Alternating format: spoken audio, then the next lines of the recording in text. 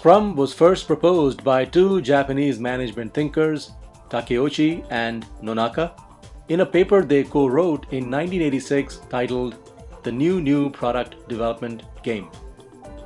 In this paper, they proposed the Scrum methodology for the manufacturing industry. Later, in 1995, two American computer scientists, Jeff Sutherland and Ken Schwaber, co-wrote another paper in which they described how Scrum could be used for software development. It was after this paper that Scrum started to be used for software development activities. Scrum is the most widely used Agile software development methodology or framework in the world. By many estimates, almost 75% of all software companies that have adopted Agile use the Scrum process. Now, this does not necessarily mean that Scrum is better than other Agile processes, just that it has had a wider adoption. One of the reasons for the popularity of Scrum is that it has the right balance of prescriptiveness, that is, structure, and flexibility. A simplified definition of Scrum is that it is an iterative, time-boxed process to build working software using a cross-functional team. The time box is known as a sprint or an iteration and can be either 2 weeks, 3 weeks, or 4 weeks max. The shorter, the better. The Scrum process consists of a set of roles and a set of ceremonies.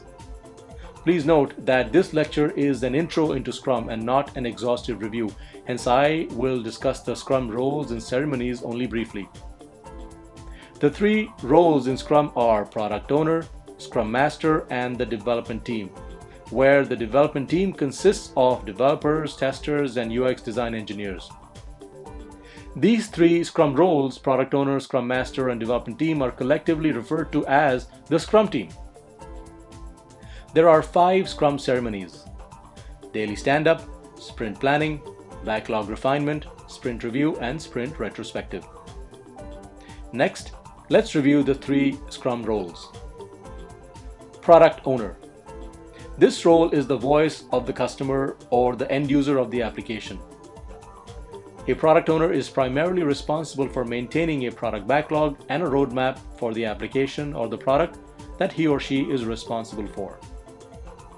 A product owner is responsible for continuously discovering or exploring the needs of the customer and stakeholders and documenting that in a product backlog in the form of user stories and acceptance criteria.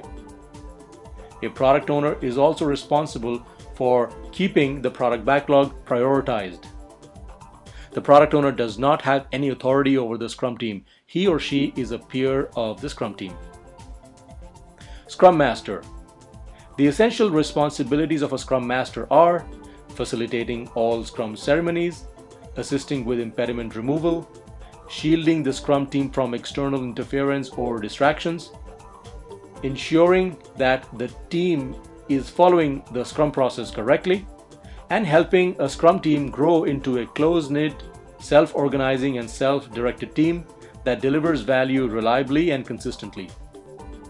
A Scrum Master must act as a servant leader of the team.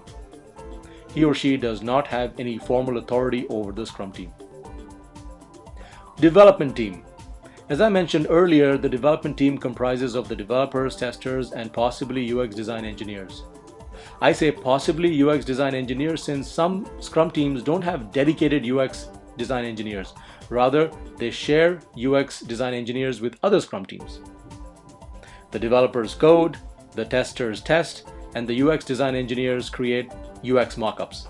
And together, the development team defines how to implement and deliver the user stories, and then actually does the work to implement the user stories. Let's now review the Scrum ceremonies. Daily Stand-Up.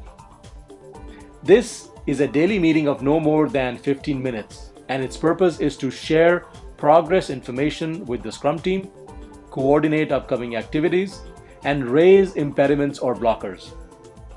The entire Scrum team, that is the product owner, Scrum Master, and the development team, is required to attend the daily stand-up.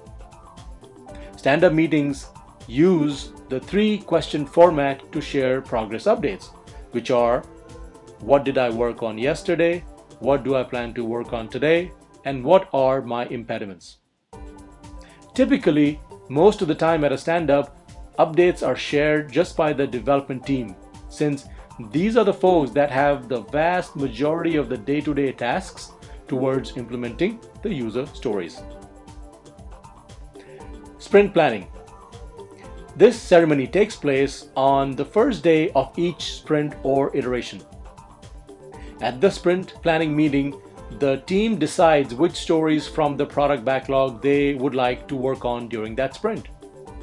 Optionally, at the sprint planning meeting, the team may also identify tasks for each of the user stories they decide to take on in that sprint.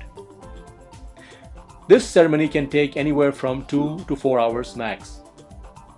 Even though the entire Scrum team is required to participate at this ceremony, the primary onus to decide how many user stories to take on in a sprint lies with the development team, which is the developers, testers, and the UX design engineers, since these are the folks that will be doing the work to implement the stories. The product owner or the Scrum Master cannot dictate or mandate to the development team how many stories to take on in that sprint. Backlog refinement.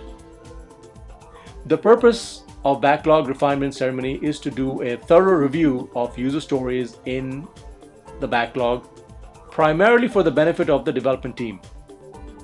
This is to make sure that developers, testers, and UX design engineers gain a clear understanding of the stories and the related acceptance criteria. Backlog refinement ceremonies are held periodically throughout the entire life cycle of the application development. In other words, this ceremony takes place as long as the Scrum team has a product backlog that they need to work on. The frequency and duration of this ceremony varies. It can be once a week, or twice a week, or once every 2 weeks. The duration of refinement meetings can be anywhere between 90 minutes to 120 minutes. Some Scrum teams even do daily backlog refinements for about 30 minutes or so. The Scrum team should collectively decide an appropriate frequency and duration for their backlog refinement meetings. And once again, the entire Scrum team attends the backlog refinement ceremonies. Sprint review. This ceremony is also referred to as a sprint demo or a sprint reveal. It is typically held on the last day of the sprint. The purpose of this ceremony is for the Scrum team to demonstrate or demo the software that they produced in that sprint. In addition to the Scrum team, the attendees at a demo should include all key stakeholders in the organization, such as sales, marketing, product management, tech support representatives, and can even include actual customers or end users depending on the organization. Sprint retrospective. This ceremony is held once per sprint on the last day of the sprint. All members of a Scrum team attend the sprint retrospective. The purpose of this ceremony is for the Scrum team to discuss the process they used in that sprint. Specifically, the Scrum team discusses what worked well and what didn't, and identifies a set of actionable process changes that they agree to implement in the next sprint. This meeting allows for a key Agile principle of continuous improvement. Alright, so that completes our intro to Scrum lecture. See you in the next lecture.